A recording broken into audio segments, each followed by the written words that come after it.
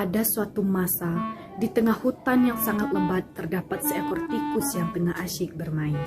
Ia bernyanyi dan berkeliling sangat riang, sehingga ia tidak menyadari bahwa sudah sangat jauh dengan rumah. Sesudah sangat jauh dari rumahnya, sang tikus pun baru sadar. Ia pun langsung memilih untuk pulang ke rumahnya. Namun, ia malah tersesat di hutan.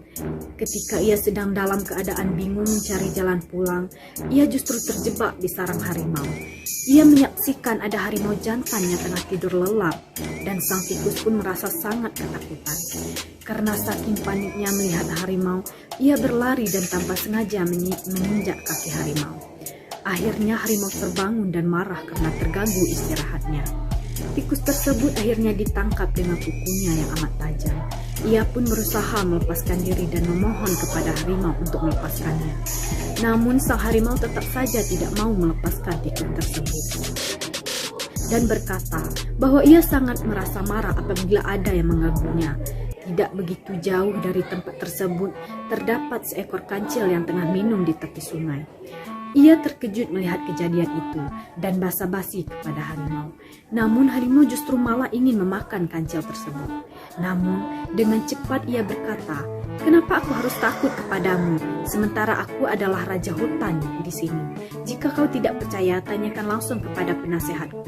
Penasehatku adalah orang yang saat ini ada di dalam cengkramanmu. Ia adalah penasehat yang amat disegani di hutan ini.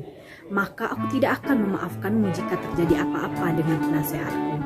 Harimau pun terpengaruh oleh ucapan sang kancil. Harimau kemudian bertanya kepada tikus kebenaran yang dikatakan oleh kancil. Dan tikus pun sadar bahwa kancil berbohong untuk menolongnya. Ia pun berkata, "Iya benar, kancil adalah sang raja hutan di sini, dan aku menjadi penasehat dia. Kancil sangat ditakuti dan disegani di hutan ini oleh seluruh binatang manapun. Apabila kau tidak percaya, silahkan bertanya langsung kepada seluruh hewan di hutan ini." Harimau akhirnya takut dengan ucapan tikus, namun tetap saja tidak menunjukkan rasa takutnya. Akhirnya, kancil pun kebingungan bagaimana cara membuktikan kekuatannya kepada harimau.